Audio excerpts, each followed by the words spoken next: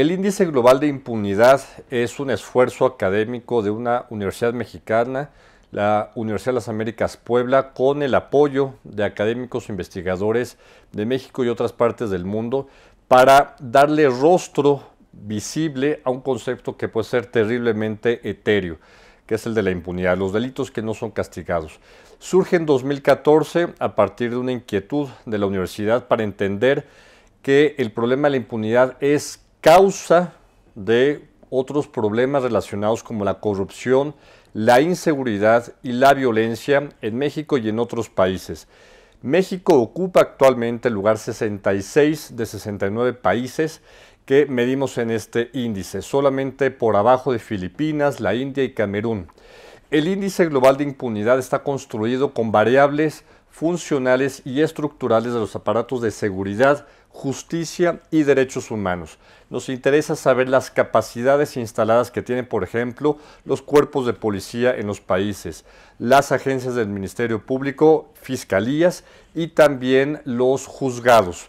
Por ejemplo, nos interesa saber el grado de saturación que tiene para atender el sistema de seguridad, de justicia, los delitos que suceden en un país. Finalmente, también nos interesa saber las capacidades instaladas de las prisiones.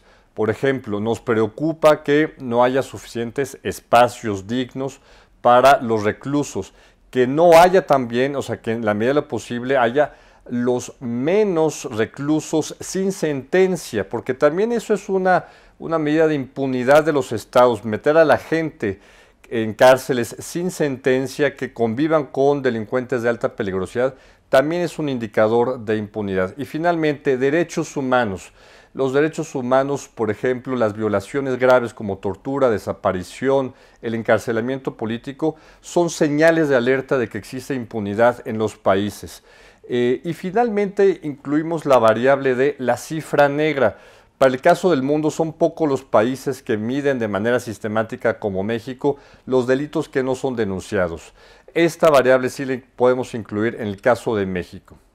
Y finalmente, la misma metodología que aplicamos para el Índice Global de Impunidad, que tiene información de la Oficina de Naciones Unidas contra la Droga y el Delito, afortunadamente México cuenta con estas estadísticas en el ámbito de los estados. Y también por eso podemos medir a las 32 entidades federativas en igualmente las capacidades y el funcionamiento que tienen para combatir el delito en sus territorios.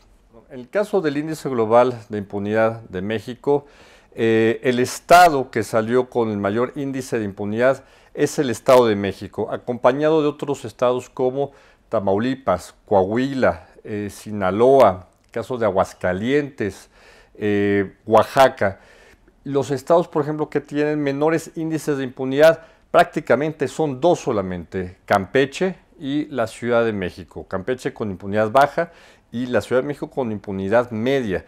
26 de 32 entidades del país están en impunidad alta o muy alta. Y esto es terrible porque nos demuestra que los estados de la República han dejado colapsar a sus sistemas de seguridad y de justicia. Los mexicanos se encuentran en completa indefensión para que pueda haber una investigación, por ejemplo, si son objeto de un delito en sus entidades.